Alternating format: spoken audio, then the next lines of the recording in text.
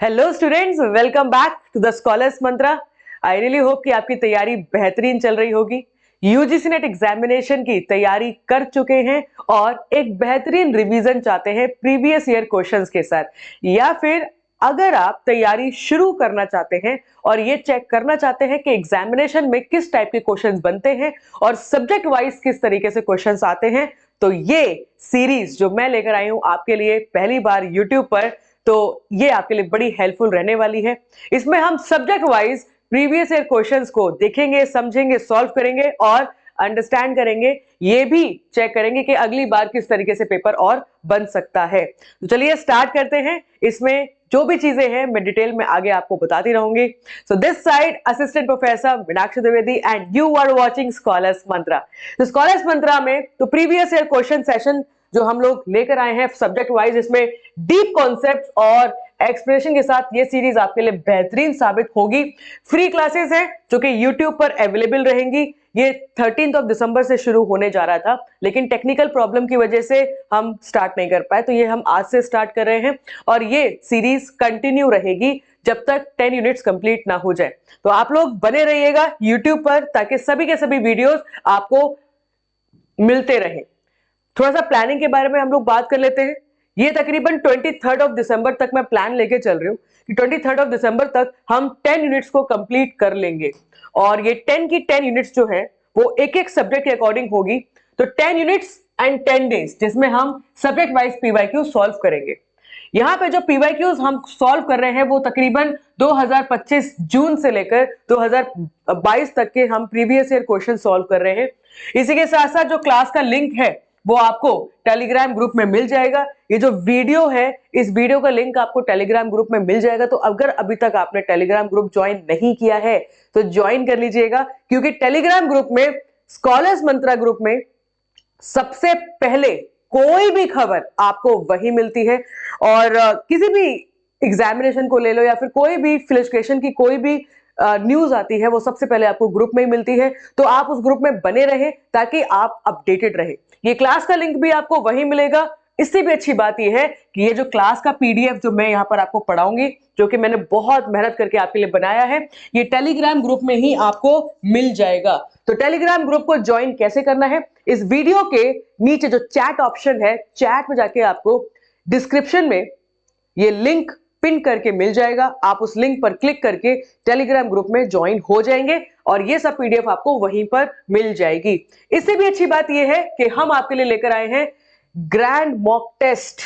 और जितने भी स्टूडेंट्स स्कॉलर्स मंत्रा से काफी टाइम से जुड़े हुए हैं, आप जानते हैं कि यूजीसी नेट एग्जामिनेशन से पहले हम ग्रैंड मॉक टेस्ट कंडक्ट करवाते हैं और ये ग्रैंड मॉक टेस्ट एक लेवल सेट करता है, एक रिवीजन के लिए बेहतरीन साबित होता है यूजीसी नेट एग्जामिनेशन के अकॉर्डिंग।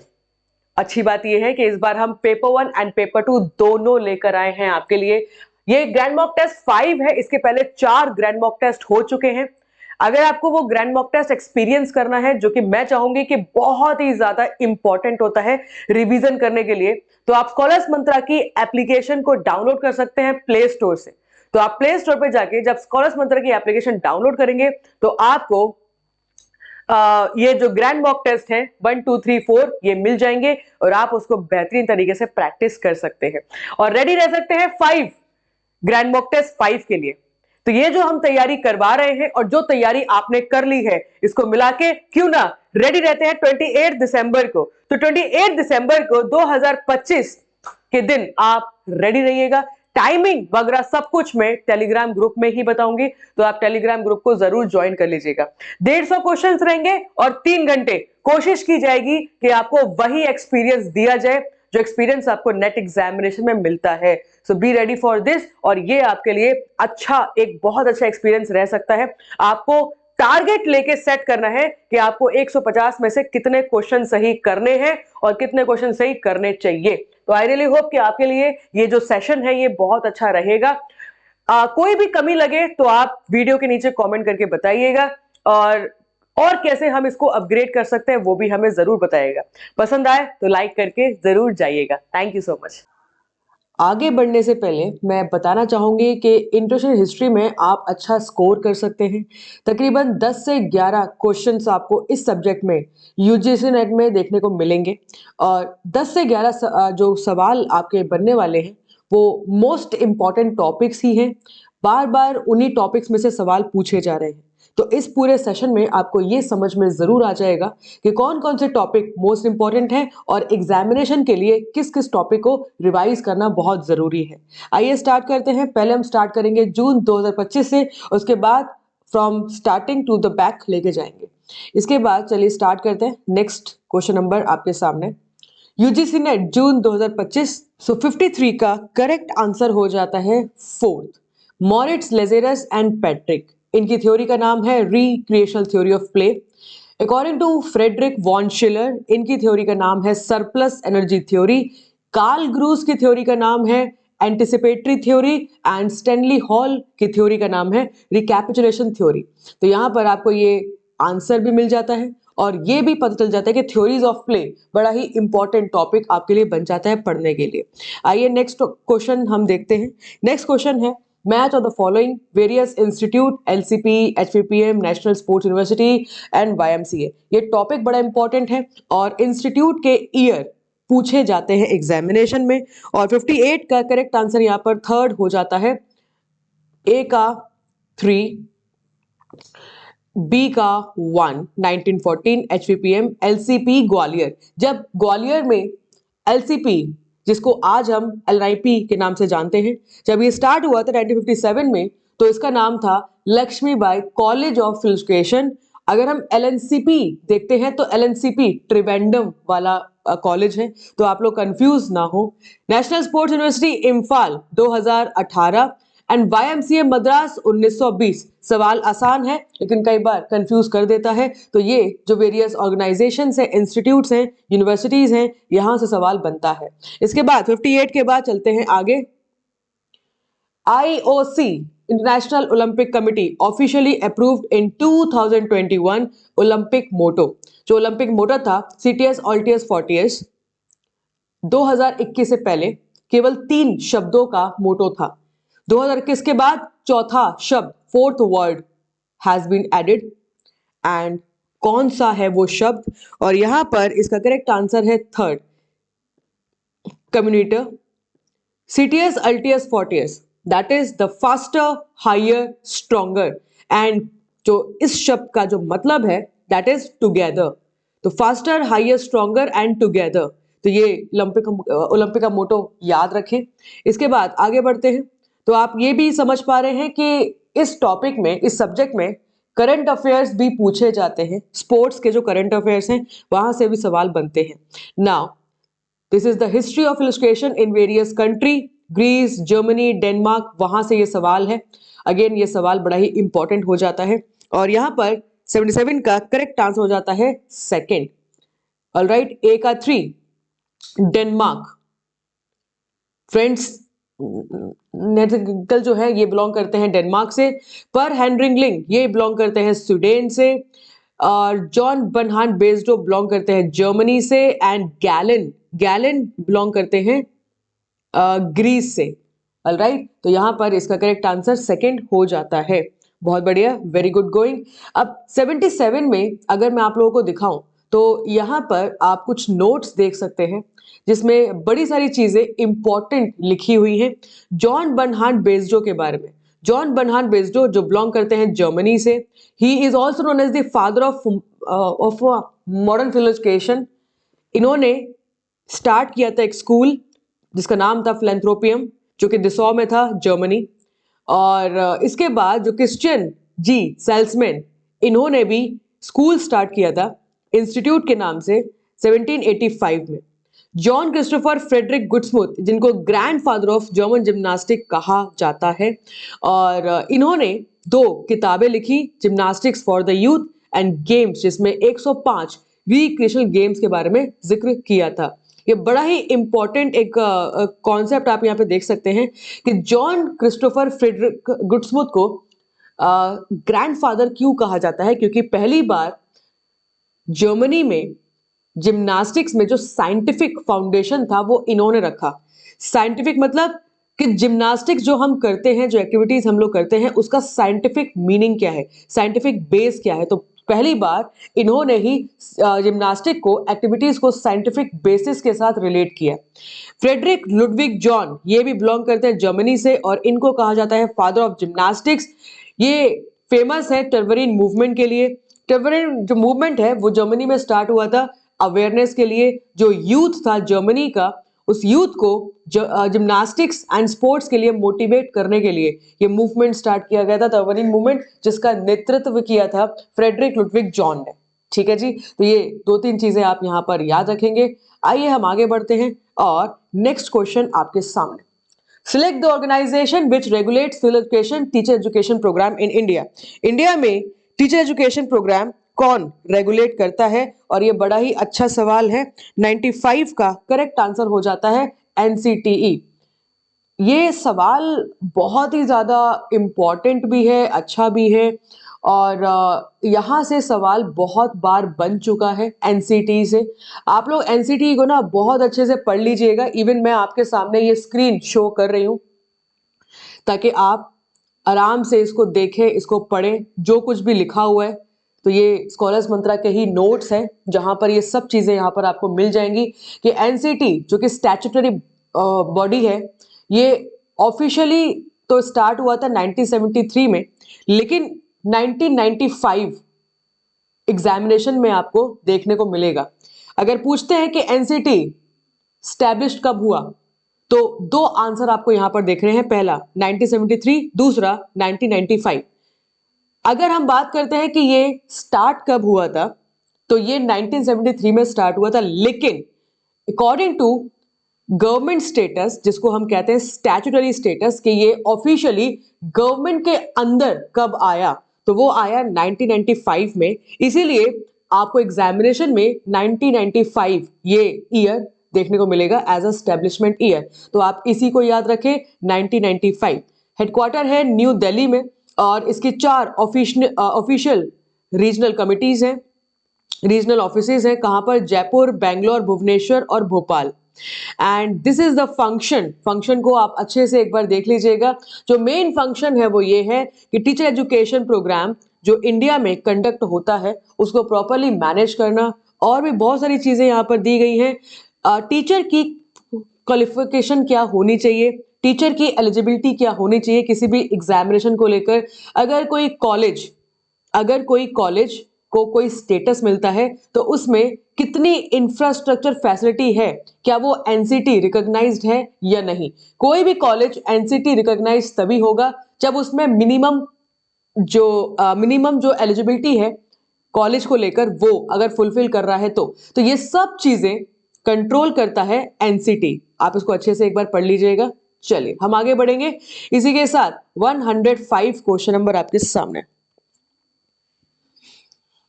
और यहां पर भी आप देख सकते हैं अगेन ये सवाल है थ्योरीज ऑफ प्ले में से। पूछा है रिकैपिचुलेशन थ्योरी, जैसे कि अभी मैंने बताया ये थ्योरी है स्टैनली हॉल की, और यहां पर इसका करेक्ट आंसर हो जाता है second. Through play children can let go an unnecessary instincts which are ingrained in us. दो टाइप की यहां पर थ्योरी है, पहला है रिकैपिचुलेशन थ्योरी और दूसरा है इंस्टिंक्ट थ्योरी, और तीसरा है एंटिसिपेटरी थ्योरी। जो एंटिसिपेटरी थ्योरी है उसमें हम अपने फ्यूचर को एक्सपीरियंस करते हैं प्ले में। तो जो एंटिसिपेटरी थ्योरी है बाय कार्ल ग्रूव्स, वो ये कहते हैं कि वी एक्सपीरियंस द फ्यूचर, जो हम अपने आप को देखना चाहते हैं फ्यूचर में, हम वो एक्सपीरियंस करते हैं प्ले में। बट जो रिकैपिचुलेशन थ्योरी है बाय स्टैनली हॉल, ये कहते हैं कि जो हमारी हेरिडिटी है, जिस तरीके से हमारा एनवायरनमेंट होता है, जिस तरीके से हमारा कल्चर होता है, हम अपने इंस्टिंक्ट्स, हम अपने कल्चर, अपनी हेरिडिटी को प्ले में रिलेट करते हैं। ये है रिकैपिचुलेशन थ्योरी। तीसरी है इंस्टिंक्ट थ्योरी। जो इंस्टिंक्ट थ्योरी है उसमें यह कहा गया है कि जो प्ले है वो नेचुरल है, इनहेरिटेड है, इनहेरेंट है। तो जैसे हमारे अंदर एग्रेशन होता है, हंगर होता है, थर्स्ट, ये जो हमारी इंस्टिंक्ट्स हैं, जो हमारी ट्रेट्स हैं, कैरेक्टरिस्टिक्स हैं, वैसे ही हम खेलते हैं। हमें कोई सिखाता नहीं है, ये हमारी एक नेचुरल हैबिट्स है। तो इस तरीके से हम यहाँ पर देखते हैं there are the various philosopher जिन्होंने प्ले के बारे में इस तरीके से कहा है। तो यहाँ पर आपको ये समझ में आ रहा है रिकैपिचुलेशन थ्योरी अगर एंटीसिपेटरी का आएगा तो भी आप याद रखेंगे, इंस्टिंक्ट थ्योरी का आएगा तो भी आप याद रखेंगे। चलिए करेक्ट आंसर यहाँ पर सेकंड हो जाता है। आगे बढ़ेंगे 113 क्वेश्चन नंबर आपके सामने। Metaphysics, axiology, epistemology, aesthetics.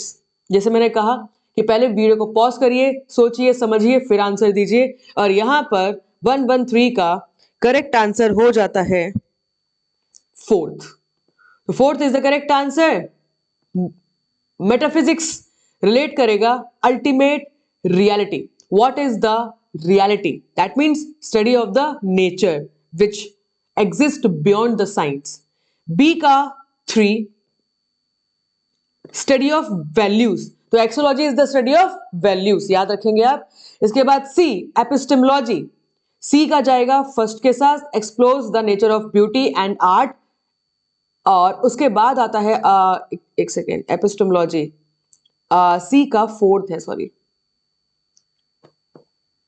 सी का यहां पर फोर्थ हो जाता है। Epistemology study of truth, study of truth, alright, and study of knowledge. Epistemology को स्टडी ऑफ नॉलेज भी कहा जाता है। एस्थेटिक्स में आ गया आपका study of nature of beauty and art. ठीक है, ये दो में डिवाइड होता है एस्थेटिक्स। आगे देखेंगे इसको, अगर मैं ब्रॉडली आपको एक्सप्लेन करूं तो ब्रांचेस जो है फिलोसफी की वो 4 कैटेगरीज में आप देख सकते हैं, logic, epistemology, metaphysics and value theory. इसी को अगर एक एक लाइन में एक्सप्लेन करना हो तो you can explain like this. एक एक लाइन में बहुत क्लियर तरीके से आपको ये एक्सप्लेन किया हुआ है। Logic, when we study about the logic तो हम रूल्स, रेगुलेशंस, रीजनिंग्स, किस तरीके से हम चीजों को रिलेट करेंगे, डिडक्टिव, इंडक्टिव रीजनिंग कैसे होगी, हर चीज के पीछे क्या रीजन है, ये हम स्टडी करते हैं लॉजिक्स में। एपिस्टोलॉजी में हम स्टडी करते हैं study of knowledge, nature, what is truth, what is limitations and not. तो ये नॉलेज की स्टडी एपिस्टेमोलॉजी में की जाती है। मेटाफिजिक्स, बियॉन्ड साइंस, हम इसमें स्टडी करते हैं रियलिटी एंड एग्जिस्टेंस की। एक्सोलॉजी, जिसको स्टडी ऑफ वैल्यूज हम कहते हैं, इसकी 2 और ब्रांचेस हैं, एथिक्स एंड एस्थेटिक्स। जो एथिक्स है उसमें हम देखते हैं कि क्या चीज सही है, कोई भी चीज कैसे होनी चाहिए, तरीका क्या है, सही तरीका क्या है, उसको हम एथिक्स में स्टडी करते हैं। एंड एस्थेटिक्स में हम लोग ब्यूटी एंड आर्ट, कोई भी चीज कितनी सुंदर है, उसकी क्या आकर्षण है, उसका क्या आकृति है, ये हम एस्थेटिक्स में कवर करते हैं। तो इस तरीके से आपको ये चारों ब्रांचेस समझ में आ रही हैं। तो यहां पर इसका करेक्ट आंसर फोर्थ हो जाता है। ठीक है जी, चलिए 120 क्वेश्चन नंबर आपके सामने। 120 क्वेश्चन नंबर आपके सामने, और यहां पर आप देख सकते हैं सवाल पूछा है कि इनमें से जो पर्सनैलिटी के जो डेफिनेशन है उसमें सोशल सिचुएशन से कौन कौन से ऑप्शन रिलेट करते हैं। और यहां पे 120 का करेक्ट आंसर हो जाता है सेकंड। अब आपके पास 5 ऑप्शन थे, 5 में से आपको 3 सही करने थे। करेक्ट आंसर है स्टेबल, यूनिक एंड ग्रुप। हम बात कर रहे हैं यहां पर कि आपको पर्सनैलिटी का डेफिनेशन रिलेट करना था इन शब्दों से, जिसमें स्पेशली सोशल सिचुएशंस को कंसीडर किया हुआ है। अब अगर आप सोशल सिचुएशंस की बात कर रहे हैं, सोसाइटी में जब आप ग्रुप में रहते हैं तो कंपटीशन तो नहीं आएगा। कंपटीशन एक नेगेटिव शब्द हो जाता है अगर आप सोशलाइज्ड और सोशल ग्रुप एक्टिविटीज के बारे में सोचते हैं। तो इसलिए डी तो आप काट दो, डी नहीं होगा। उसके बाद ट्रेनिंग, अगर हम ट्रेनिंग की बात कर रहे हैं तो ट्रेनिंग एक तरीके से पर्सनालिटी की डेफिनेशन नहीं है। ट्रेनिंग इज जस्ट ट्रेनिंग जिसको हम लोग पर्सनालिटी को डेवलप करने के लिए रिलेट कर सकते हैं, but training is different thing and personality is different thing. Personality कैसी होती है? स्टेबल। पर्सनालिटी कैसी होती है? यूनिक। और अगर हम लोग पर्सनालिटी डेवलप करते हैं तब हमें ग्रुप में रिकॉग्निशन, सोशल रिकॉग्निशन मिलता है, लोग हमें पसंद करते हैं। तो ग्रुप सोशल सिचुएशन के साथ रिलेट होता है यहाँ पर, तो इसके according correct answer A B C हो जाता है। आपको सवाल समझ में आया, ये भी समझ में है कि डी ऑप्शन क्यों नहीं होगा, ट्रेनिंग क्यों नहीं होगा, ये भी हमें समझ में आ रहा है। तो इसके according A B C correct answer second हो जाता है। आपको सवाल सारे समझ में आ रहे हैं और ये भी देख पा रहे हैं कि अगली बार अगर ये सवाल बना तो कैसे आप करेंगे। हाँ जी, 121 क्वेश्चन नंबर आपके सामने। इनमें से कौन सा टूल ओबेसिटी को मेजर नहीं करता? और यहां पर करेक्ट आंसर है फोर्थ। बाकी बीएमआई करता है, पॉन्डल इंडेक्स करता है, ब्रोका इंडेक्स करता है, रिलेटिव ऑटोनॉमी इंडेक्स ये नहीं करता। तो करेक्ट आंसर इसका फोर्थ हो जाता है। इसी के बाद ही नेक्स्ट क्वेश्चन नंबर आपके सामने। According to national education policy the school curriculum framework 5334 refers to. बहुत अच्छा सवाल है। नेशनल एजुकेशन पॉलिसी एग्जामिनेशन के लिए बड़ा ही इंपॉर्टेंट टॉपिक रहेगा। यहां से सवाल बनते हैं और बहुत सारी चीजें इसमें मैं इसे पढ़ने के लिए। तो 122 का करेक्ट आंसर फोर्थ हो जाता है। सबसे पहले फाउंडेशनल स्टेज, उसके बाद प्रिपरेटरी स्टेज, उसके बाद मिडिल स्टेज, उसके बाद सेकेंडरी स्टेज। इसको मैं थोड़ा सा और आपको डिफाइन करना चाहूंगी यहां पर। ये देखिए, इसको आप इस तरीके से भी याद कर सकते हैं। 3 इयर्स इन आंगनवाड़ी, आंगनवाड़ी को हम प्री स्कूल भी कहते हैं। प्री स्कूल जैसे nursery, LKG, UKG, that is anganwadi. 3 साल उसके लिए रखे हैं। इसके बाद 12 साल स्कूल में, 12 इयर्स इन स्कूल, जिसको डिवाइड किया है सबसे पहले फाउंडेशनल स्टेज। जो फाउंडेशनल स्टेज है उसमें से 3 साल आप निकाल दो आंगनवाड़ी के। इसके बाद 2 साल निकाल दो आप क्लास 1 एंड क्लास 2 के। उसके बाद ये हो गया आपका फाउंडेशनल स्टेज। इसके बाद आता है प्रिपरेटरी स्टेज। प्रिपरेटरी स्टेज होता है आपके 3 साल का, class 3rd to 5th। This is the preparatory stage for the further higher education.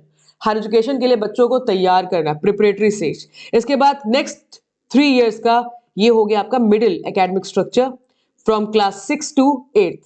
इसके बाद आखिरी के 4 साल 9th, 10th, 11th, 12th ये हो जाता है आपका सेकेंडरी स्ट्रक्चर।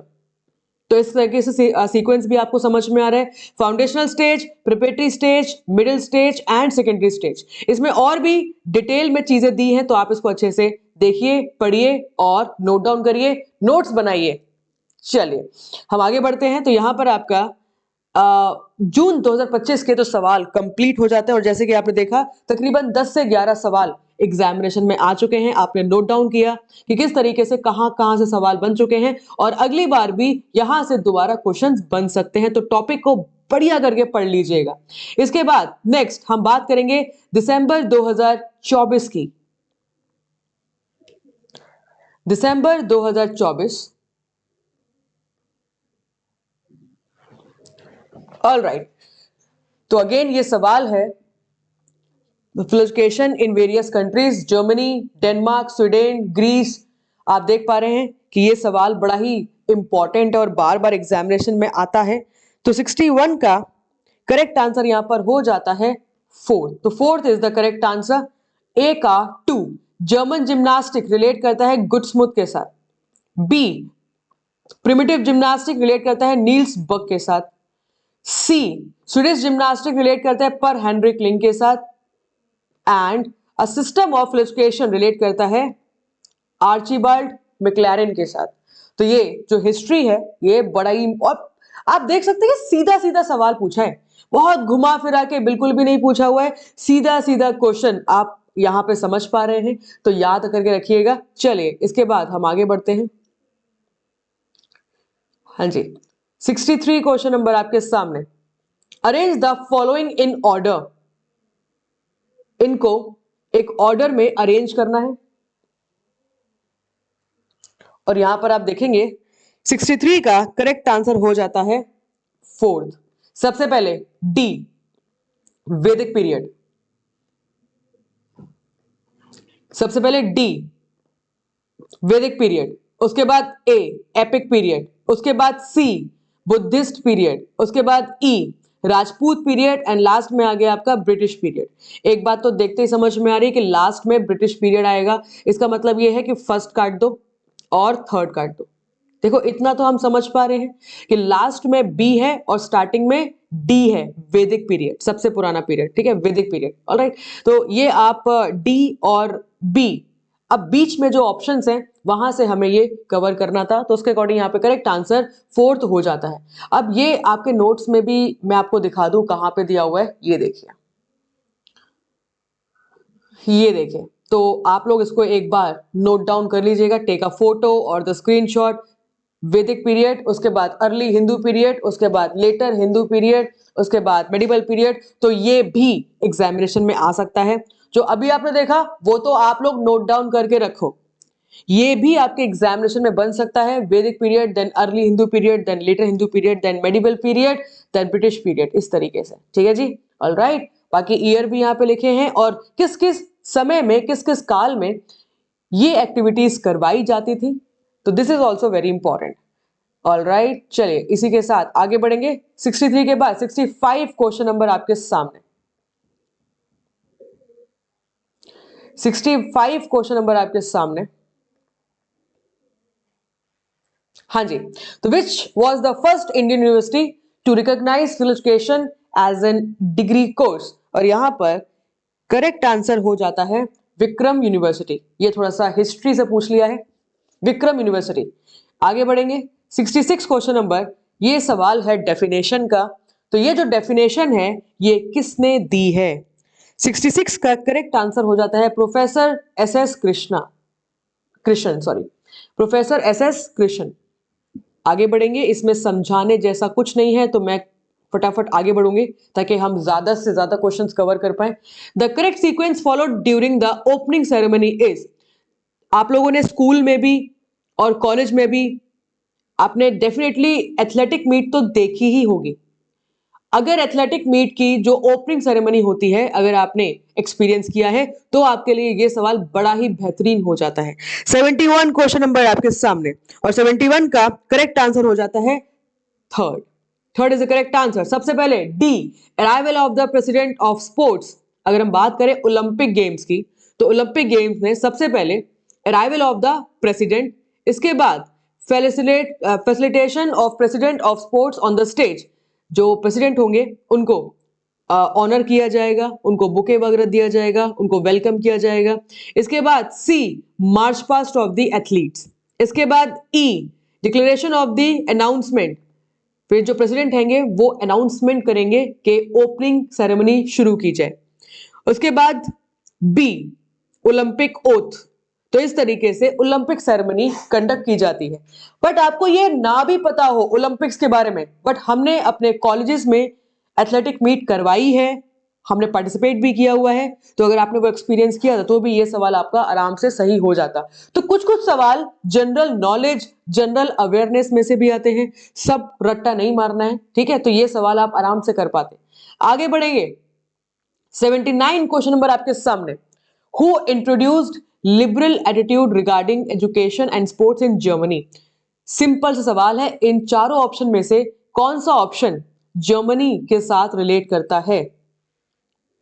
79 का करेक्ट आंसर हो जाता है 1, जॉन बर्नहार्ड बेस्डो।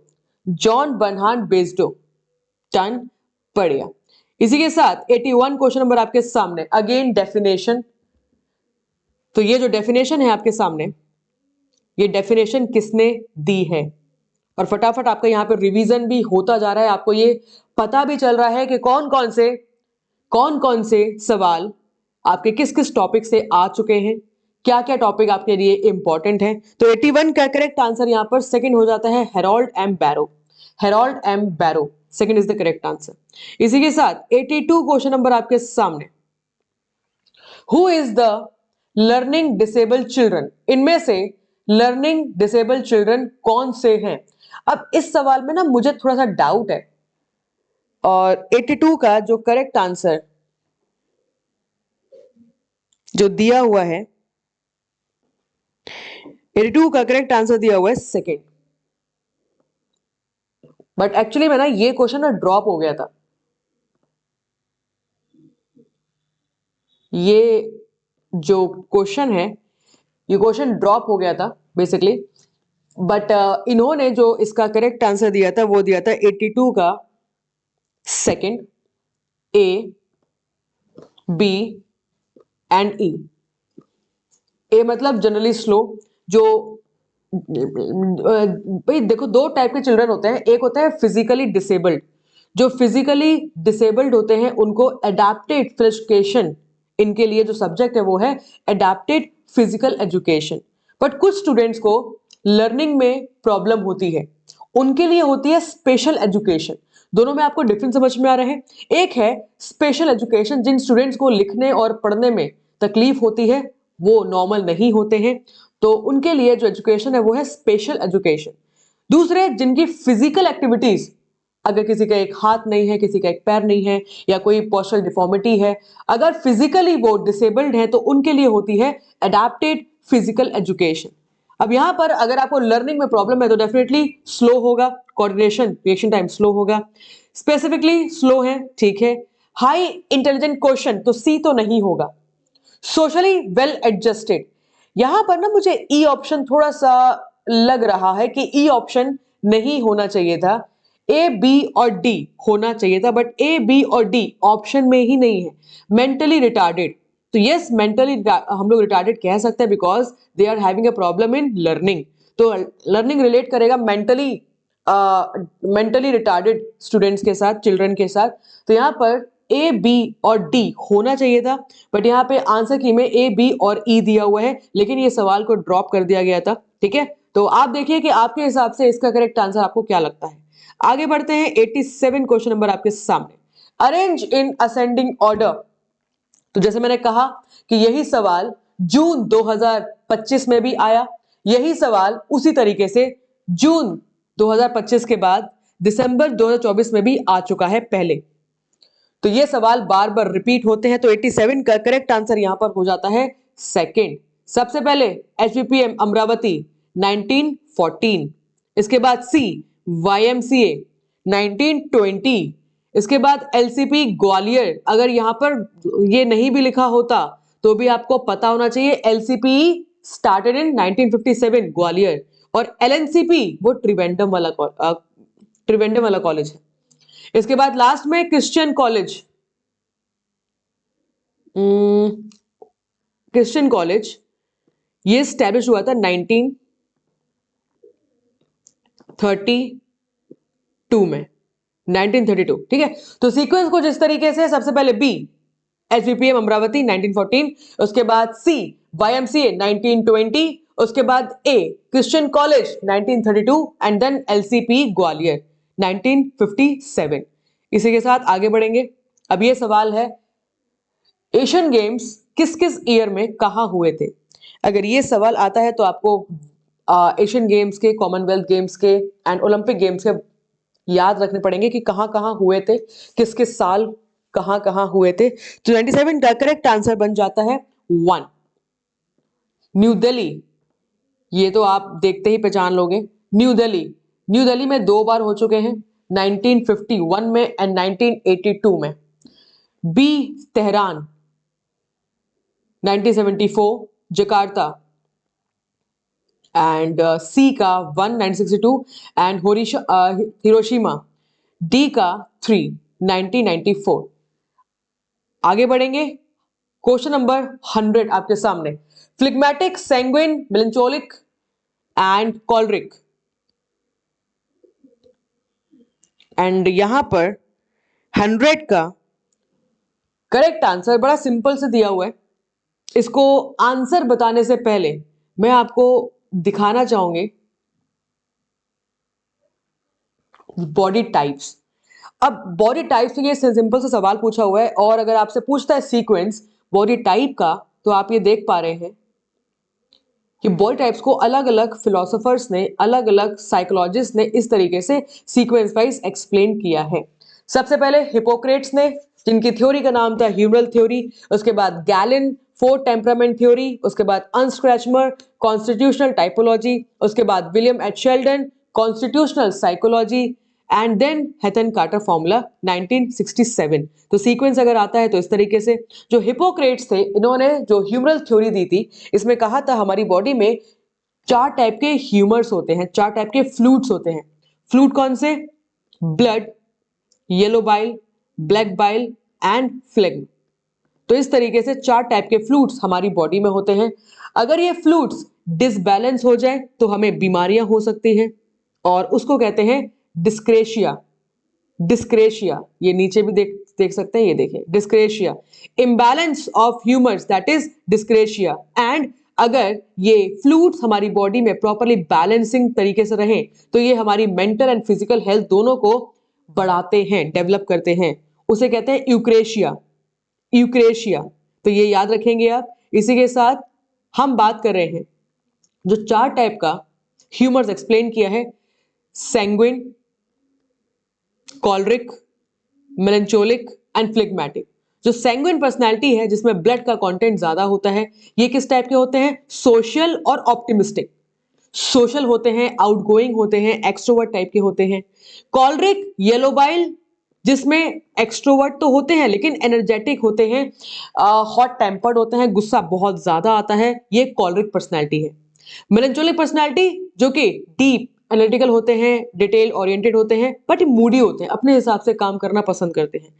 तीसरे के बाद चौथे फ्लेग्मेटिक, ये स्लो होते हैं, इजी गोइंग होते हैं, कर लेंगे, रहने देते हैं, आलसी टाइप के होते हैं फ्लेग्मेटिक पर्सनालिटी। तो ये एक और लाइन में लिखा हुआ है। What about choleric personality? Hot tempered. Sanguine personality confident, melancholic personality moody and phlegmatic personality slow to act. अब इतना अगर आपको समझ में आ गया है तो ये सवाल आप बड़े आराम से अब समझ पा रहे हैं और 100 का करेक्ट आंसर सेकंड हो जाता है। Second is the correct answer. Phlegmatic, अब आप ये बात समझ पा रहे हैं कि जो सैंग्विन पर्सनालिटी है, ये तो सैंग्विन पर्सनालिटी एक्सट्रोवर्ट है और कॉलरिक पर्सनालिटी एक्सट्रोवर्ट है। ये जो दो पर्सनालिटी है ये एक्सट्रोवर्ट पर्सनालिटी है और मेलेंचोलिक फ्लेग्मेटिक ये इंट्रोवर्ट पर्सनालिटी है। सैंग्विन एक्सट्रोवर्ट तो है लेकिन स्टेबल है, बट जो कॉलरिक है इन्हें गुस्सा बहुत ज्यादा आता है, इसलिए अनस्टेबल। यहां से आप ये समझ पा रहे हैं, सैंग्विन स्टेबल एक्सट्रोवर्ट और कॉलरिक अनस्टेबल एक्सट्रोवर्ट। यहीं से आपको इसका जवाब मिल जाएगा। तो बी का 4 एंड डी का 2। बी का 4, डी, एक minute, sanguine stable extrovert, B का 4th एंड बी का 4th एंड डी का 2। बी का 4th एंड डी का 2। 100 का करेक्ट आंसर, ऑलराइट सॉरी, 100 का करेक्ट आंसर 4th है ना, 4th is the correct answer. बिल्कुल, मैं करेक्शन कर देती हूँ, तो यहाँ पे सेकंड नहीं है, इसका करेक्ट आंसर 4th हो जाता है। 4th is the correct answer. ठीक है, तो यहां से आपको इसका जवाब मिल जाता है। बढ़िया। इसके बाद मेलेंचोलिक पर्सनालिटी कैसी होती है? ये होती है अनस्टेबल इंट्रोवर्ट। और फ्लेग्मेटिक पर्सनालिटी, ये स्लो होते हैं, स्टेबल होते हैं, ज्यादा अपने आप में बदलाव करना पसंद नहीं करते, इसलिए स्टेबल इंट्रोवर्ट। ठीक है, तो आपको पर्सनालिटी के टाइप समझ में आ रहे हैं। बढ़िया, बहुत बढ़िया। आगे बढ़ते हैं। 109 क्वेश्चन नंबर आपके सामने। Body mass index, Ponderal index, Broca index, Lorentz formula.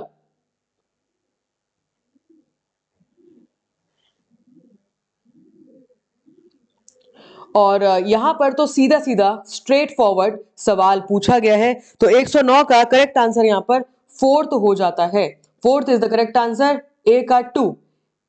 Alright, BMI का सीधा सीधा फॉर्मूला यहां पे दिया हुआ है और पॉन्डल इंडेक्स का भी ये सीधा सीधा फॉर्मूला दिया हुआ है। इसके बाद ब्रोका इंडेक्स का 1 एंड लॉरेंस फॉर्मूला यहां पर डी का 3। तो इस तरीके से यहां पे 4th इसका करेक्ट आंसर हो जाता है। मैं आपको दिखाना चाहूंगी,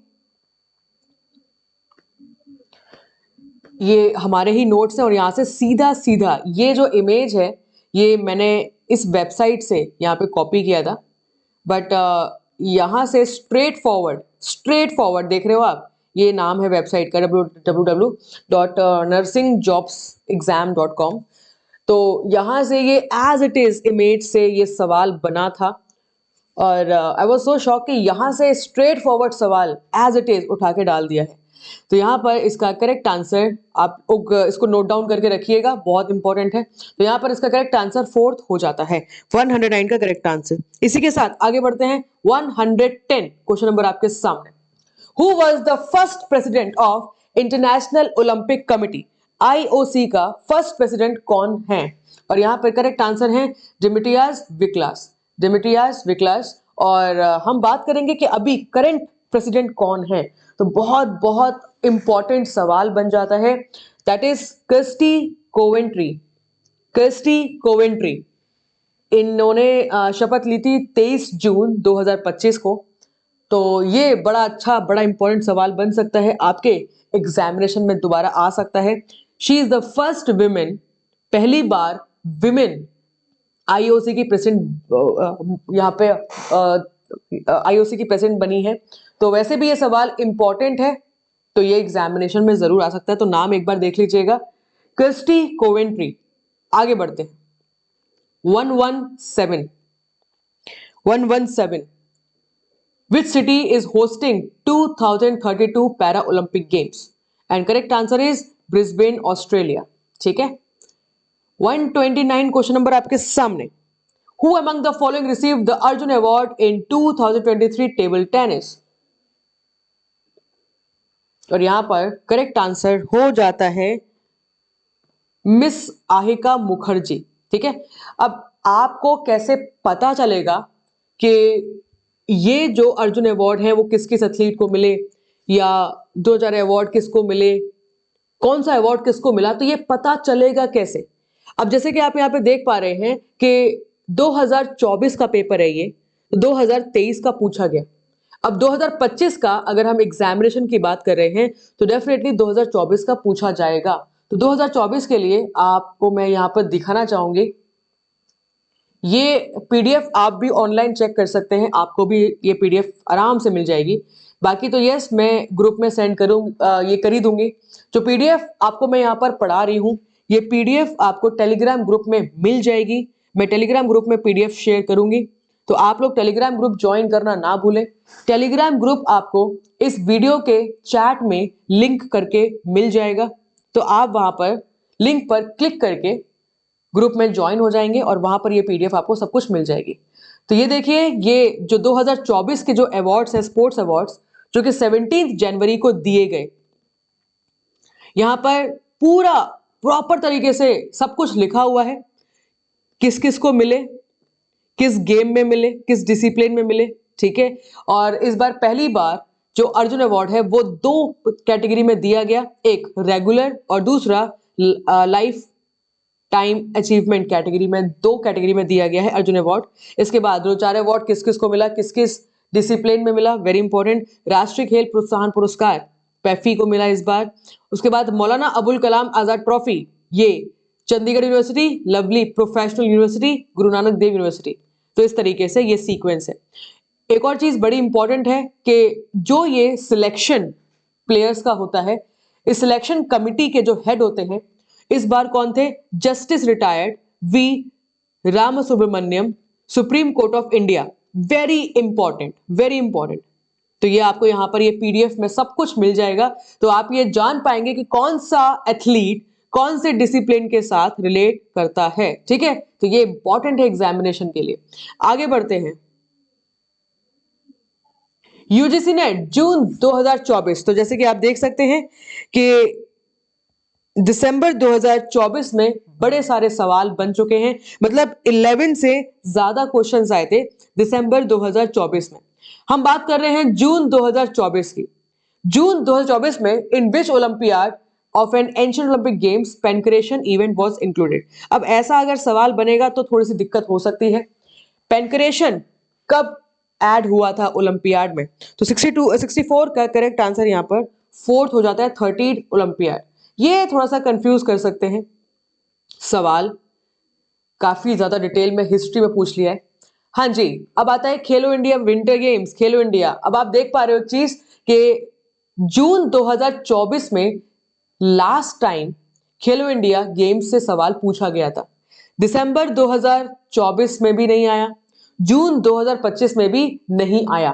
मतलब अब खेलो इंडिया का सवाल आने के पूरे पूरे चांसेस हैं। तो आप अच्छे से पढ़ लीजिएगा। खेलो इंडिया प्रोग्राम विंटर गेम्स की जो रैंक है वो लगानी है। तो 109 का करेक्ट आंसर है थर्ड। सबसे पहले इंडियन आर्मी, इसके बाद कर्नाटका, इसके बाद महाराष्ट्र, इसके बाद हिमाचल प्रदेश एंड उत्तराखंड। मैं आपको दिखाना चाहूंगी खेलो इंडिया विंटर गेम्स। ऑलराइट, तो जो खेलो इंडिया विंटर गेम्स, यहां पर आप थोड़ा सा और इसको अच्छे से पढ़ लीजिएगा। पहला एडिशन कहाँ हुआ था, कब कब हुआ था, एंड किस किस ईयर में किस किस ने होस्ट किया था, पहला, दूसरा और तीसरा रैंक किस किस का आया था। ठीक है, हम बात कर रहे हैं यहाँ पर 2024 की। तो 2024 में आर्मी, कर्नाटका, महाराष्ट्र, ठीक है। बट अगर यह है कि अगर ये सवाल अब बनेगा, अगर लेटेस्ट सवाल पूछा जाएगा तो डेफिनेटली 2025 का पूछा जाएगा। तो आप ये याद रखेंगे। लेह गुलमार्ग में हुआ था event. Army services again first team जिनकी फर्स्ट रैंक आई थी, हिमाचल प्रदेश एंड देन लद्दाख। तो ये आप याद करके रखिएगा खेलो इंडिया विंटर गेम्स के बारे में।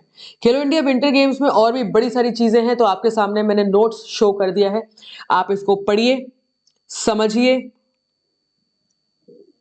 और खेलो इंडिया विंटर गेम्स का जो इस बार का मैस्कॉट था वो था स्नो लेपर्ड, स्नो लेपर्ड। ठीक है, चलिए तो आगे बढ़ेंगे हम क्वेश्चन के साथ। 127 अगेन आप देख पा रहे हैं ये सवाल बार बार बनता है, इस बार भी आने के चांस हैं कि 2023 में किन किन को अर्जुन अवार्ड किस किस डिसिप्लिन में मिला। Match of the following. तो ये देखो आप 2 बार सवाल बन चुका है, तो अगली बार डेफिनेटली सवाल अगर बनेगा तो 2024 से बनेगा। तो यहाँ पे 127 का करेक्ट आंसर हो जाता है 1। तो first is the correct answer. ठीक है, बढ़िया, आगे बढ़ेंगे। 134 arrange the host states of Khelo India youth games in ascending order. Khelo India youth games अगर आप असेंडिंग ऑर्डर में अरेंज करते हैं तो सबसे पहले कहां हुए थे? सबसे पहले हुए थे दिल्ली में। तो यहीं से आपको समझ में आ जाएगा कि 134 का करेक्ट आंसर हो जाता है फोर्थ। सबसे पहले न्यू दिल्ली, उसके बाद महाराष्ट्र, उसके बाद असम, उसके बाद हरियाणा। तो इस तरीके से करेक्ट आंसर इसका फोर्थ हो जाता है। मैं आपको दिखाना चाहूंगी, मैं आपको यहां पर दिखाना चाहूंगी खेलो इंडिया के बारे में, खेलो इंडिया यूथ गेम्स। अब अगर आप खेलो इंडिया यूथ गेम्स की बात कर रहे हैं तो इसके 6th एडिशन हो चुके हैं। स्क्रीन विजिबल है ना जी? तो इसके 6 एडिशंस हो चुके हैं।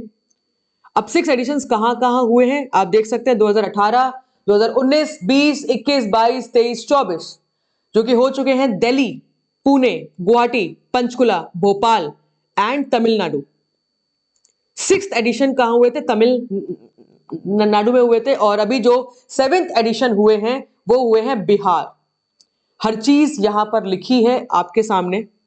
तो डेफिनेटली अगर खेलो इंडिया के बारे में, समर गेम्स के बारे में पूछा जाता है, खेलो इंडिया समर यूथ गेम्स, तो डेफिनेटली यहीं से सवाल बनेगा। तो जो मेन चीजें हैं वो आप समझ के रखिए कि जो 7th एडिशन है वो कहां हुए थे? वो हुए थे बिहार में पहली बार। डेट आप देख सकते हो कब कब हुए थे। वेन्यू पटना, राजगीर, गया, भागलपुर एंड बेगूसराय यहां पर हुआ था। और कुछ इवेंट्स दिल्ली में भी हुए थे। अगर बात करेंगे मैस्कॉट की तो गज Simha, that was the mascot. और न्यू एडिशन क्या हुआ था इस बार? सिपेक टैक्रो और ई स्पोर्ट्स। जो ई स्पोर्ट्स था वो एज अ डिमॉन्स्ट्रेशन शो किया गया था। बाकी जो जिसमें मेडल इवेंट जो था वो सिपेक टैक्रो, जिसको खेला भी गया, एंड ये इसका डेब्यूट था। डेब्यूट मतलब पहली बार खेलो इंडिया में सिपेक टैक्रो इंट्रोड्यूस किया था, प्लस इसमें कंपटीशन भी खेला गया। तो ये एग्जाम के लिए इंपॉर्टेंट हो सकता है। और देख सकते हैं यहाँ पे रैंक कैसे रही। सबसे पहले महाराष्ट्र, उसके बाद Haryana, then Rajasthan, then Karnataka, then Delhi, Tamil Nadu, Uttar Pradesh. तो ये रैंक रहा। रैंक ऑर्डर भी एग्जामिनेशन में बहुत पूछा जाता है, तो याद रखिएगा, पहला महाराष्ट्र, हरियाणा, राजस्थान, कर्नाटका एंड देन दिल्ली। ठीक है, बढ़िया, आगे बढ़ेंगे 135 क्वेश्चन नंबर आपके सामने। जिन्होंने ओलंपिक खेलों का उद्घाटन किया, this is the name of the presidents जिन्होंने खेलों का उद्घाटन किया। अब ये देखो कितना कितना ज्यादा डिटेल का क्वेश्चन पूछा गया है। तो 135 का करेक्ट आंसर यहाँ पर थर्ड हो जाता है। इसमें कुछ समझाने जैसा कुछ नहीं है, ना ही ये रट्टा मारने वाली बात है क्योंकि दोबारा नहीं आएगा। ये सवाल एक बार आ चुका है। कुछ क्वेश्चंस रिपीट होते हैं बट ये एज इट इज तो रिपीट नहीं होगा, है ना। चलिए इसके बाद आगे बढ़ते हैं 137 question number. Which country boycotted the winter Olympic games in 1980? And यहाँ पे करेक्ट आंसर है ताइवान। ताइवान। ऑलराइट, तो यहां पर आपके जून 2024 के भी क्वेश्चंस सॉल्व हो जाते हैं। आगे बढ़ेंगे हम दिसंबर 2023 के पेपर सॉल्व करते हैं। दिसंबर 2023 का पहला सवाल आपके सामने, दो स्टेटमेंट्स आपके सामने हैं, स्टेटमेंट 1 एंड स्टेटमेंट 2। और ये सवाल ओलंपिक गेम्स का पूछा गया है। हिस्ट्री, अगर ओलंपिक गेम्स के बारे में आपको काफी नॉलेज है तो डेफिनेटली आप इसमें अच्छा स्कोर कर पाएंगे। तो यहां पर हम बात करेंगे, तो करेक्ट आंसर इसका हो जाता है third. Third is the correct answer. Statement 1 आपकी करेक्ट है बट स्टेटमेंट 2 आपकी इनकरेक्ट है, तो इसलिए करेक्ट आंसर यहां पर थर्ड हो जाता है। इसके बाद आगे बढ़ेंगे, इनमें से स्पोर्ट्स अथॉरिटी ऑफ इंडिया की कौन सी स्कीम नहीं है? तो जो सेंटर है national centre of excellence scheme का, तो national centre of excellence scheme के जो सेंटर हैं इनमें से कौन सा सेंटर नहीं है? तो 63 का करेक्ट आंसर हो जाता है फोर्थ, रांची। रांची में सेंटर नहीं है, बाकी तीनों जगह सेंटर है, तो रांची में सेंटर नहीं है, इसलिए करेक्ट आंसर फोर्थ हो जाता है। इसके बाद 78 क्वेश्चन नंबर आपके सामने फिर से। थर्ड, खेलो इंडिया यूनिवर्सिटी गेम्स जो कि उत्तर प्रदेश में हुए थे 2022 में, तो आप ये समझ के रखेंगे कि खेलो इंडिया यूनिवर्सिटी गेम्स जो है वो थर्ड कौन कौन जीता? 78। और यहां पे करेक्ट आंसर इसका हो जाता है थर्ड। अब देखो ये क्वेश्चन तो रिपीट नहीं होगा बट ये है कि अगर खेलो इंडिया यूनिवर्सिटी गेम 2023 के पेपर में 2022 का आया है, तो आप ये याद रखो कि 2025 का जो पेपर आएगा उसमें डेफिनेटली 2024 या 2025 का ही एग्जामिनेशन में पूछा जाएगा, इससे ज्यादा पीछे का पूछा नहीं जाता। तो you have to be so clear about it कि जो मैंने आपको नोट्स आपको जिस तरीके से दिखाए हैं वैसे आप भी एक बार चेक करके रखिएगा कि खेलो इंडिया यूनिवर्सिटी गेम्स में क्या क्या रैंक रही थी यूनिवर्सिटी की। आगे बढ़ेंगे, 87 क्वेश्चन नंबर आपके सामने। Which game is not covered by NSTC scheme of sports authority of India? National sports talent contest scheme जो स्पोर्ट्स अथॉरिटी ऑफ इंडिया की है, ये किसको कवर नहीं करती? कौन सा गेम कवर नहीं होता? तो 87 का करेक्ट आंसर है यहां पर फोर्थ, हैंडबॉल। तो हैंडबॉल कवर नहीं होता, बाकी थांगता, सिलंबम, खो खो ये होता है। तो यहां पे करेक्ट आंसर इसका फोर्थ हो जाता है। ठीक है, 87 के बाद 112 क्वेश्चन नंबर आपके सामने। इनमें से कौन सा स्कूल जॉन बर्नार्ड बेस्डो ने फाउंड किया था? और ये मैंने सबसे पहला सवाल जो था वो मैंने आपको दिखाया था, इफ यू रिमेंबर। ये देखिए, ये देखिए, ऑलराइट, ये देखिए, फिलैंथ्रोपिनम, जॉन बर्नार्ड बेस्डो के द्वारा फिलैंथ्रोपिनम स्कूल स्टार्ट हुआ था। एंड यहां पे करेक्ट आंसर इसका हो जाता है फिलैंथ्रोपिनम। ठीक है, तो बड़े सारे सवाल हैं जो स्ट्रेट फॉरवर्ड नोट्स में से भी पूछे जाते हैं। ऐसा नहीं है कि सब कुछ बाहर से ही आता है, कुछ नोट्स में से भी आता है। ठीक है जी, चलिए आगे बढ़ेंगे। 122 क्वेश्चन नंबर 122, और यहां पर इसका करेक्ट आंसर इसका हो जाता है सितंबर 2014 ओलंपिक पोडियम स्कीम जो इंडिया में स्टार्ट हुई थी। और इसको स्टार्ट करने का मेन पर्पस यही था कि ओलंपिक में इंडिया की परफॉर्मेंस को किस तरीके से इंप्रूव किया जाए, इंफ्रास्ट्रक्चर फैसिलिटीज प्रोवाइड की जाए, और इसको इंटरनेशनल लेवल पर भी हम किस तरीके से स्पोर्ट्स को प्रमोट कर पाए। तो ये इसका मेन पर्पस था, सितंबर 2014। इसके बाद 123 क्वेश्चन नंबर आपके सामने, god of fire ancient Greece में किसको कहा जाता था? और यहां पे करेक्ट आंसर है 123 का second, Hephaestus. Hephaestus is the correct answer. ठीक है, बाकी आप खुद एक बार चेक करिएगा कि फर्स्ट ऑप्शन को क्या कहा जाता था, थर्ड ऑप्शन को क्या कहा जाता था, अपोलो को क्या कहा जाता था। ठीक है, राइट। चलिए 125 क्वेश्चन नंबर आपके सामने। अब देखो ये सवाल ना आप एक तरीके से देखो, अगर आपको याद है तो आप दीजिए, अदरवाइज रिमेंबर इट कि अगर 2023 का पेपर आप सॉल्व कर रहे हो तो 2022 का सवाल आया है। मजेदारी की बात यह है कि यही सवाल इसी तरीके से रिपीट होते हैं, बस आपको 2024 और 2025 का पढ़ना है। तो राष्ट्रीय खेल प्रोत्साहन पुरस्कार 2024 में किसको मिला? पैफी। ठीक है जी, तो इस तरीके से यह सवाल बनता है। तो 125 का करेक्ट आंसर यहां पर बन जाता है third, Kalinga institute of industrial technology, जो कि ओडिशा में प्रेजेंट है। 125 के बाद 131 क्वेश्चन नंबर आपके सामने, 131 क्वेश्चन नंबर आपके सामने।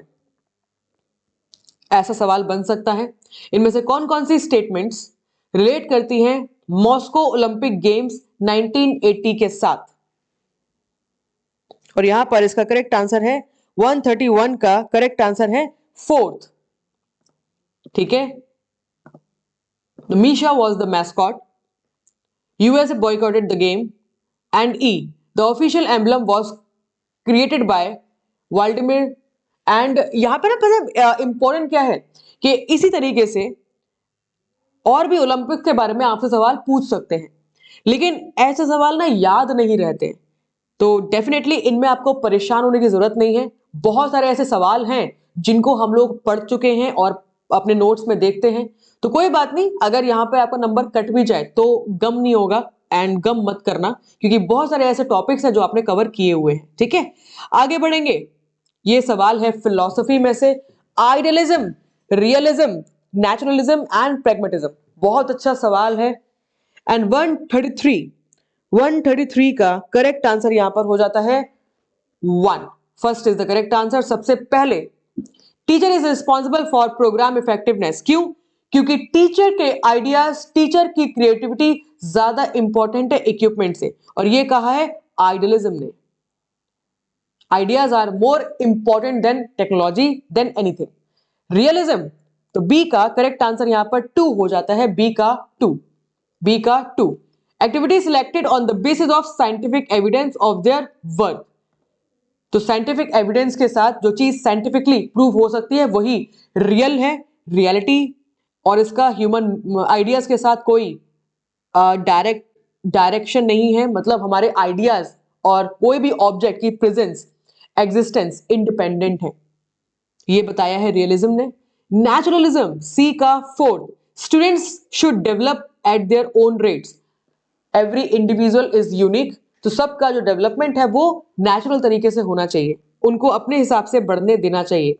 एंड प्रैग्मेटिज्म, डी का 3rd हो जाता है, need and intersects of the students determine curriculum. किस तरीके से करिकुलम नीड के अकॉर्डिंग डायनामिक तरीके से डेवलप होना चाहिए। प्रैग्मेटिज्म डिनोट करता है कि प्रोग्रेस डायनामिक होती है और चीजों को बढ़ते रहना चाहिए। जो चीज रुकी हुई है वो डेड है, जो चीज बढ़ रही है वही एग्जिस्ट करती है। प्रैग्मेटिज्म रिलेट करता है एक्सपेरिमेंटेशन के साथ, डायनामिक प्रोसेस के साथ, डेवलपमेंट के साथ। तो डी का करेक्ट आंसर 3rd हो जाता है। तो यहां पे करेक्ट आंसर 133 का हो जाता है 1 इज द करेक्ट आंसर। ठीक है, सवाल बहुत अच्छा बनाया हुआ है यहां पर, और यहां पर आपका दिसंबर 2023 का पेपर सॉल्व हो जाता है। लास्ट कुछ क्वेश्चंस करेंगे जून के। अब जून में किस तरीके से पेपर आया करता था, बट ये बात क्लियर हो जाती है कि जिस तरीके से जून में पेपर आया करता था या 2023 में पेपर आया करता था, अब पेपर का पैटर्न बदल चुका है। क्वेश्चंस अब थोड़े से जिस भी तरीके से आ रहे हैं आप कंपेयर कर पा रहे हैं कि पहले किस तरीके से क्वेश्चंस बनते थे और अब किस तरीके से क्वेश्चंस बनते हैं। अब क्वेश्चन ज्यादा ओलंपिक गेम्स, एशियन गेम्स में से ज्यादा नहीं पूछे जाते, बढ़िया बढ़िया करंट अफेयर्स एंड अच्छे क्वेश्चंस अब बनते हैं, जैसे कि आप कंपेयर कर सकते हैं। जून 2023 का पेपर है आपके सामने, और यहां पर इसका करेक्ट आंसर हो जाता है पहले सवाल का करेक्ट आंसर इसका हो जाता है सेकंड, ABCD। ठीक है, तो ये आप सीक्वेंस के अकॉर्डिंग एशियन गेम्स, अब इसके लिए आपको याद करना पड़ेगा वेन्यूज कि कहां कहां पर एशियन गेम्स कब कब हुए थे। इसके बाद अरेंज करना है असेंडिंग ऑर्डर में, थर्ड खेलो इंडिया यूथ गेम्स। और जैसे मैंने आपको बताया कि ये सवाल बहुत बार इसी तरीके से रिपीट हुआ है।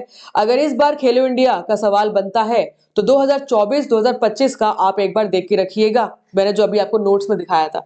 तो यहाँ पे इसका करेक्ट आंसर इसका हो जाता है सेकेंड। तो second is the correct answer, आप एक बार इसको मैच करिएगा, second is the correct answer. ठीक है, इसके बाद यहां पर फिर से उसी टाइप का सवाल कि राष्ट्रीय खेल प्रोत्साहन पुरस्कार 2021 में किस किस को मिला, और यहां पे 16 का करेक्ट आंसर हो जाता है second, Manav Rachna educational institutes and oil and natural gas corporation, इनको मिला था 2021 में। सवाल देख रहे हो, सिंपल सिंपल सवाल है। होस्ट सिटीज कॉमनवेल्थ गेम्स की और ईयर, और यहां पे 34 का करेक्ट आंसर हो जाता है सेकेंड। ये सवाल रिपीट नहीं होते हैं लेकिन इस टाइप से दोबारा सवाल बन सकते हैं। होस्ट सिटीज कौन कौन से games, Olympic games, Commonwealth games and Asian games कब कब कहां हुए थे, ये सवाल एक सवाल डेफिनेटली आता है एग्जामिनेशन में, चाहे कॉमनवेल्थ का आ जाए, चाहे एशियन गेम्स का आ जाए, चाहे ओलंपिक गेम्स का आ जाए। 37 क्वेश्चन नंबर आपके सामने, और यहां पर भी इसका करेक्ट आंसर हो जाता है सेकेंड, 200 मीटर। वैसे तो इसका करेक्ट आंसर 190 मीटर होता, द स्टेडियम रेस का जो डिस्टेंस था वो था 190 मीटर। अब 190 मीटर के क्लोज कौन सा है, तो 190 मीटर के क्लोज यहां पर सेकंड दिया हुआ है 200 मीटर, इसलिए करेक्ट आंसर यहां पे 200 मीटर के साथ जाएंगे। ऑलराइट, 39 क्वेश्चन नंबर आपके सामने, कौन सा एथलीट किस स्पोर्ट्स के साथ बिलोंग करता है, और यहां पे 39 का करेक्ट आंसर जो है वो है fourth, fourth is the correct answer. ठीक है, सवाल समझ में आ रहे हैं, बढ़िया। All right, 45th question number आपके सामने, इनमें से कौन सा फिजिक लॉन्ग है, थिन है और फोकस करता है वर्टिकल डायमेंशन के ऊपर, और यहां पर 45th का करेक्ट आंसर हो जाता है फोर्थ। बड़ा अच्छा सवाल है, थिसिक हैबिटस। और यहां पर मैं ये शो करना चाहूंगी,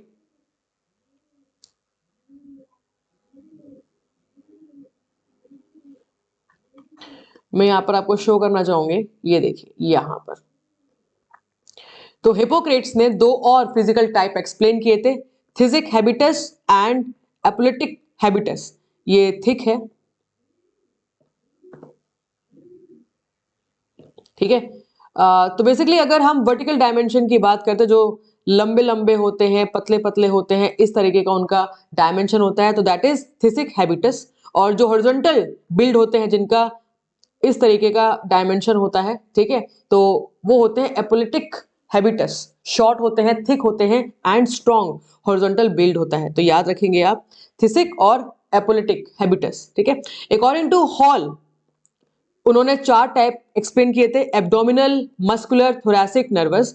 एंड रोस्टन, रोस्टन के अकॉर्डिंग चार टाइप एक्सप्लेन किए थे, visceral, muscular, cerebral and respiratory. तो ये भी आप याद रखेंगे, और यहां पर इसका करेक्ट आंसर फोर्थ हो जाता है। इसके बाद अगेन देखेंगे आप, कॉमनवेल्थ गेम्स के बारे में पूछा हुआ है, ठीक है, कि Indian women lawn balls team जो थी कॉमनवेल्थ गेम्स के लिए 2022 में जो गई थी, उसमें कौन कौन से प्लेयर्स थे, तो पांच में से पांच में से चार आपको यहां पर देखने हैं। बाकी अनु रानी, अगर आप जानते हैं तो Annu Rani belongs to javelin throw, athlete है ये, जैवलिन थ्रो खेलती हैं, तो इसलिए बी नहीं होगा। बाकी ए सी डी ई से करेक्ट आंसर यहां पर, ए सी डी से करेक्ट आंसर यहां पर सेकंड हो जाता है। अगर आपको एक ऑप्शन पता है तो भी आप कर पाएंगे। तो मतलब जो भी मैंने कहा है नोट्स पढ़ने के लिए, वो आप जरूर पढ़ लीजिएगा, ताकि एटलीस्ट ऑप्शन तो आप पहचान पाए। ये देखो फिर से आ गया सवाल आपके सामने, YMCA, central advisory board, all India council and national council for teacher education. जैसे मैंने कहा, national council for teacher education 1995, किताबों में बाकी सब जगह 1995 ही दिखेगा आपको। तो डी का 2, अब डी का 2 दो में दिया हुआ है, और किससे समझ पा रहे हो? और किससे समझ पा रहे हो? YMCA 1920, तो D का 2 एंड A का 3rd, D का 2 एंड A का 3rd, तो ये अगेन 2 में दिया हुआ 54 का करेक्ट आंसर हो जाता है 3rd। ठीक है, बाकी B का 1 1950, कैपर 1950। ठीक है, आगे बढ़ेंगे। In which year was the badminton officially introduced in Olympics? तो 60 का करेक्ट आंसर यहां पर हो जाता है 4, 1992। देखिए ये सवाल अभी आपने किया था, which is Rostan physique type, इसमें से रोस्टन फिजिक टाइप कौन सा है? 67 का करेक्ट आंसर है 3rd, डाइजेस्टिव, ये तो स्पेलिंग गलत है, ये है डाइजेस्टिव। ओके, उसके बाद muscular and cerebral, sorry spelling गलत नहीं है, स्पेलिंग गलत नहीं है, स्पेलिंग सही है। एपोलिटिक एंड ये जो थिसिक है, ये भी आपने देखा, तो B and D explain by Hippocrates, इसलिए बी और डी नहीं होगा। ए, सी और ई, करेक्ट आंसर ए और सी और ई 3rd हो जाता है, 3rd is the correct answer. ठीक है, इसके बाद 69 क्वेश्चन नंबर आपके सामने, what is the stagger for 5th lane? तो 69 का करेक्ट आंसर आप इसको निकालिएगा, निकालना पड़ेगा कैलकुलेट करके, तो 69 का करेक्ट आंसर यहां पर 3rd रहेगा। एंड लास्ट क्वेश्चन 72 आपके सामने, when was first Khelo India programme launched? तो पहली बार खेलो इंडिया प्रोग्राम लॉन्च हुआ था 2018 में, और जब ये स्टार्ट हुआ था तो ये खेलो इंडिया स्कूल गेम्स से स्टार्ट हुआ था, और खेलो इंडिया यूथ गेम्स उसके बाद इसका नाम चेंज हुआ। मैं आपसे चाहूंगी कि एक सवाल का जवाब आप भी दें कि कौन सी 3 स्कीम्स हैं जिसको मर्ज करके खेलो इंडिया प्रोग्राम न्यू लॉन्च हुआ 2018 में। तो वो कौन सी 3 स्कीम्स हैं? अगर आप 3 स्कीम्स के नाम कमेंट करके लिखेंगे तो मैं सोचूंगी कि आपने वीडियो लास्ट तक देखा है। अगर आपको वीडियो पसंद आया है तो लाइक करके जरूर जाइएगा, अगर कोई कमी लगे तो भी बताइएगा। मैं चाहूंगी कि आप लोग जितने भी स्टूडेंट्स मुझे ये वीडियो में देख रहे हैं, आपके लिए अगर हेल्पफुल रहा हो तो ऐसे ही सीरीज हम लाते रहते हैं। स्कॉलर्स मंत्रा को सब्सक्राइब करना ना भूलें और टेलीग्राम ग्रुप को ज्वाइन करना ना भूलें ताकि ये पीडीएफ आपको मिल जाए। मिलते हैं अगले वीडियो में और इस तरीके से अपना रिवीजन बरकरार रखिएगा। Thank you so much and all the best for your examination. Thank you.